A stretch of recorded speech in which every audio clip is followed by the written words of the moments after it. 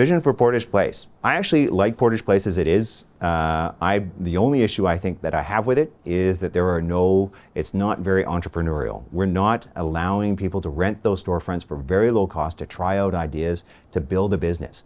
We should be putting in a butcher in there. We should be putting in a vegetable stand, a little farmer's market, selling crafts, using that space to do stuff to make it interesting for people who live in the neighborhood. There are still people who live downtown who could use those resources. And I know we can build housing, but there's huge projects going on with Hudson's Bay, with SCO. And so I'm not sure how many federal dollars are going to be able to come to every project. But the Portage Place, what I'd like to is build those service parking lots which are next to it. There's a service parking lot just behind it. Let's fill that up with something. Get rid of that surface parking lot. And here's the thing. People have said to me, if you get rid of all the surface parking lots, where am I going to park? Well, then the question is, how often do you go downtown? Oh, I don't like going downtown. It's dangerous. It's unsafe. So what's the problem? So let's try something different. Let's have courage. I have literally had people say that to me. I don't like going downtown. And then they criticize, oh, you're going to get rid of all the surface parking lots and then I won't have any place to park. But you don't go downtown. So you should take the bus. It's going to cost you $1. Park and ride like they do in Calgary. Get out, park your car. You're going to have convenient transit, get on the bus for $1, go do your errands, meet some people, and then come back. Well, it came out during the election, so I actually really haven't had a lot of time to look at it, unfortunately. I just know during the time as MP that this thing went very, very quickly. People were showing up and blackmailing levels of government, saying if you don't approve within the next month, or within a short while, give us, $70 million or $100 million that we're going to go away. Yeah. And it was very unfortunate. I was able to delay it for some time, but other colleagues in the city decided it was a good thing for the city, and they wanted to, they thought it was a kind of a white elephant, and the property owner wanted to get rid of it. It's still an opportunity, but I think we shouldn't forget the Portage Place Mall has this opportunity. It is an existing infrastructure, and yes, it's a little bit older, but it actually could serve its purpose of actually being great storefronts for a lot of newcomers, a lot of Indigenous people, people from around the city who don't have a lot of money, who want to try out a business idea and have some space to do it. Because it's essentially empty right now. It's a blank slate. And so I think we could try some different things. It's not that I'm saying no. It's just I see so many downtown surface parking lots where I'd love to build something. That why don't we get going on those? People who have a connection to the community, who share the common vision about what our city can become. People who aren't always going to be looking at, well, no, no, no. I hear a lot of no's, from people. But sometimes, it's just, people who are willing to try something different. And the goal actually, you talk about the underground parking lot there. If we actually get rid of surface parking lots, it actually would drive cars underground to where they should be. So the streets are actually occupied by people and active transit and people and make sure we actually plow the streets, get sidewalks, making sure we have a vibrant downtown. And I'm not saying no to the idea, but but I think we've become focused on Portage as this element that's going to do everything. But what I'm saying to the community groups is there another way of achieving what we want and actually getting more in the long term? Well, I've been working with and talking to Leah Kazan, who when I first started on this project, I have huge respect for Leah. She has been working with the community and mobilizing community, and I have already committed to her to support the process that she and the grassroots community has. So I think there's sort of two components to that. One is the community will and the community plan. That's very important in redefining that. Then there is a whole bunch of technical planning and transportation issues with that building. I mean, everyone knows that basic rule of planning, if you restrict almost turning at every intersection in a downtown, you kill the downtown. You kill the commercial, cultural life. You make it hard for people to live down there. So the reconfiguration of the street system, hence, as I said in the earlier question, getting a mobility corporation that maximizes walkability and mobility is important. We all know that one-way streets are worse for economic development and residential living than two-way streets are much better. So dealing with those issues, and Portage Place closed Kennedy and it closed Edmonton. And the way they designed it, it created a dead zone backing onto Ellis. So I want us to take that Jane Jacobs approach to rethinking it as a properly coherent, workable neighborhood. So the combination of sort of the grassroots, the community-led process, and actually trying to deal with what we know are the technical problems that are creating dead zones, blind zones where crime can occur. The residential development, the way it's configured right now on the north side, is an area of extraordinary numbers of police calls and problems that we know there's a lot of abuse. There's a lot of things going on with people, the sex trade in there, and the exploitation of women and exploitation of children. It's not a safe area, and the housing project is an area that people have expressed great concern about how unsafe and dangerous that place is, especially for women and Indigenous people, and that the entire area is configured in a way that has so much discontinuous streets and so many dark places and dead ends that there's huge issues to redesign that building. That was a complete failure as a shopping mall, and the design of it created unsafe and dangerous and degrading places. So that we need to bring some really outstanding planning resources to that, and we need to this is a point where I think many of us have to play a followership role and support the leadership that's emerged around rethinking this, and realizing that Portage Avenue is reconfigured. It's not a retail street anymore. With them, I worked very hard to get APTN to come here, Aboriginal People's Television Network, when they wanted to leave Edmonton. We have one end anchored by the Southern Chiefs, the other end anchored by the Métis Federation. This street has an exciting future as Canada's cultural main street for the Indigenous community nationally. So this could be our Indigenous main street in Canada, in the most Indigenous large city in the country.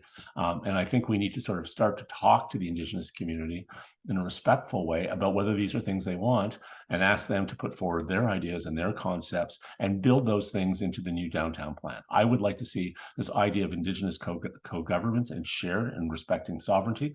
I was mayor before. We introduced treaty land entitlements, same time Saskatoon did, that allows for the expression of sovereign lands in the city that is going to be expressed in these places like where the Southern Chiefs are. They will have sovereignty over those lands. So there's going to be a shared sovereignty in many ways in the development of downtown. For me, that's an exciting opportunity, given that we're going through, I think, an Indigenous renaissance that's expressing itself most powerfully and completely in the downtown. And Portage Avenue, I think, is going to totally shift how we see the Indigenous, non-Indigenous relationship in the city, and the rising leadership of a very new, exciting Portage Avenue led by Indigenous people. Oh boy, hundreds of hours in Portage Place, sitting at the fountain. Every time I think about Portage Place, I could still smell the fountain. When I go there today, I was there not too long ago, and the fountain's it's not on, and it's kind of a sad place to be on that fountain space. There's not much going on there, and it's walled off, and so I think we have to all kind of agree that from a commercial mall standpoint, it hasn't been successful, and so we need to look at what we can do with that space to make it vibrant and successful. I've had a conversation with the Y, because they're close to that. I think they would love to take some of that space and create more community recreation space. We had a great conversation about, and I'm speaking for them at this point because it's just dreaming and brainstorming, but creating space for more space that people who are on the street can use, bathrooms, showers, those kinds of things that we don't have enough of. So yeah, a recreation center in Portage Place would be pretty amazing. Housing, I think, would be awesome. And there's a lot of people who are talking about affordable housing. And so I think we really need to decide what that would look like, first of all. And I'm also a really big believer in mixed income housing. I think it's really important that, especially in a downtown, that people of all incomes live in very close proximity to each other. That's how we learn from each other. We get the opportunity to bump into each other at the coffee shop. We see people of different colors, different races, different ethnicities, different ages, and that's how we start to become more aware also of what's going on in our city. And of course, like Center Court in Portage Place, it's a beautiful space. So I mean, I think, and over the years, and even when I was a kid, I remember as a kid, I used to sing for the Winnipeg Youth Chorus, and we actually had lots of concerts in there, and there used to be hundreds of people in there as well, right? So I do think that there's still a place for some commerce in Portage Place. There's a place for community meeting spaces. There's obviously food. I think that serves actually a big need to people in Winnipeg, and yeah, possibly recreation and services to to newcomers, and it's a really big space. And so I think if we are creative about it, we can come up with some pretty interesting ideas for it. You would have been sent something by the West Broadway Tenants Association. Don't worry, you're not the only candidate who hasn't had a chance to read it. Yeah. It's okay. I'm trying to think back and yeah. They have done, well, you're getting lots of emails these days, and they understand as well. So, but they did quite a bit of community consultation around the space. But one of the main points of it is, like, they mentioned all that stuff, groceries, housing, all of that is what the community wants to see out of it. But what also came out of the consultation was the idea is like, well, we had a pretty good idea of what the city was willing to put forward, what the province was willing to put forward. The feds never really kind of named their dollar figure. Yeah. But they said no to paying for 85% of the project. But the point being is that that if we know that there's that much more money being considered for a private corporation to do it, would you be supportive of, say, a community entity taking on Portage Place?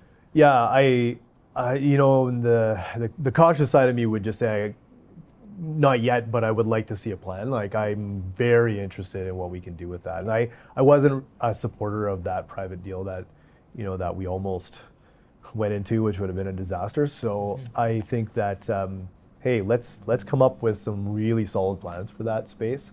And, the city should get behind the, the best plan that, uses that space for all of those things we just talked about, because that's also going to become a space that I think can be a center of focus for downtown. Yeah. And I really do love the report that was issued by many community organizations, and would most definitely like to lean into the vision that has been presented there. And I think it's a wonderful opportunity to really see a vibrant downtown where everyone feels welcome and belongs.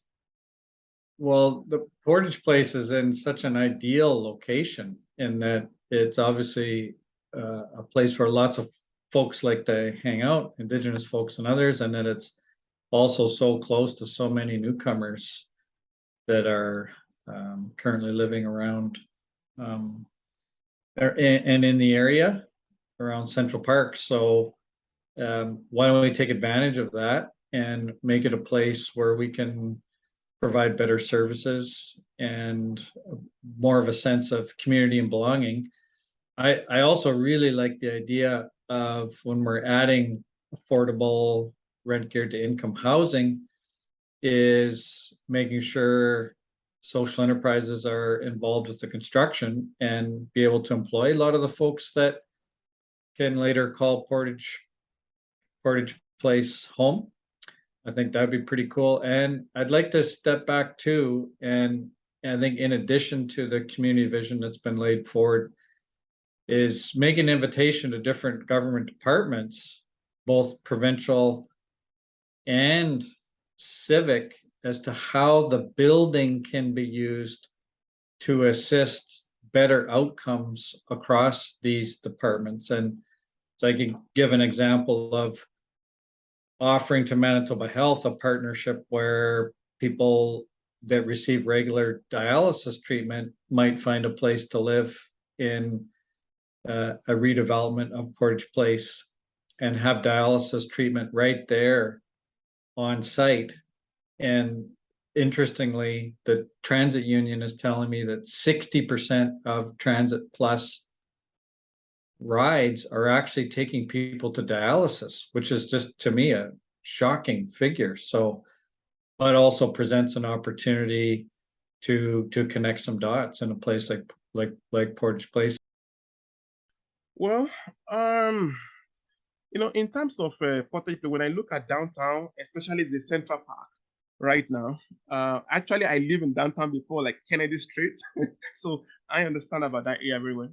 So I'm planning to see if we can have a community hub, right? If possible. But you can't do all this thing by yourself, but you have all this kind of idea. So, but we have to invest. We need money for all this stuff, right? Maybe it could be like a youth programming, it could be that, it could be some kind of child care, everyone like you want people to come there because my vision for downtown is to see people coming to downtown, live there, and even enjoy the weather and some other stuff. But most people they don't want to come to downtown. I was there for years before I moved out of downtown. But the point I'm trying to say is I have a vision for that downtown, but we need more resources to be able to do that. But we need to bring the stakeholders into play before we can do that. But my plan is to have it as a kind of a community hub. Can incentivize Portage Place development for developers. We can reallocate, we can find the money, we can incentivize it over and over whenever we want. I think we can do the same for Portage Place. But the question you asked was, what would I do? What's my vision? I don't have a vision. I want to take that community vision and make that a reality. I'm not here to impose my vision on something that should be really a community-driven endeavor. Cool. I guess just as a small follow-up. Yeah. On that, it sounds like you've seen the community vision document, Ben. You know what? I definitely saw it. I've committed to it. Oh, So okay. affordable housing. Yeah, I definitely. That was my it was one of my most exciting announcements. Yeah. I'm not going to lie. I couldn't even believe they came out with it before the election. I was incredibly pleased to see it. I think that I appreciate their vision of affordable housing. I appreciate their vision of having services provided through that space. I appreciate the fact that they're acknowledging not only newcomers but Indigenous peoples. I think that they've done a really good job, and I trust community probably more than I would trust many other groups of people, because the people on the ground know. We all understand the value of lived experience. We all understand that. I think that most people who live in this space, who are advocates, who want the goodness of people and who want to have an equitable and equal and fair and just society, we do value community voice. So I would definitely follow their plan and support it in any which way I can, as loud as possible and as aggressively as possible. A place of commerce and business. I think that we have transformed an awful lot of business districts in the city into what I can only call social services malls. Selkirk Avenue is a great example of that. And you know what? Selkirk Avenue is a disaster now compared to 40 years ago when I was a kid. Would you support housing There is housing. in Portage Place Mall? It's attached. There's a giant apartment building attached to Portage Place Mall. I believe that municipal government must engage all levels of government. And one of the ways to change a process that I believe will stop us from creating a viable Portage Place is the procurement process. Here at the City of Winnipeg, we have a request for proposal process for procurement, which means that the lowest bid usually gets the deal, and the lowest bid doesn't always mean the best quality of work. One of my early vows in the election is to create a qualification-based selection process, or a request for qualifications. So right now, the city would set standards for qualifications that the construction companies must meet to be awarded the contract. And I believe one of the most fundamental commitments that any construction company could do related to Portage Place is allocating the land back to Indigenous governance bodies. And so that is one of the commitments that qualification-based selection process could include, is to give land back to the appropriate governing bodies. All right. Were you, all candidates were sent the West Broadway Tenants Committee, the Portage Place consultation documents a little while ago. So they held a number of different community consultations and they outlined some community priorities for that space. Did you have a chance to have a look at it? Yes, I did.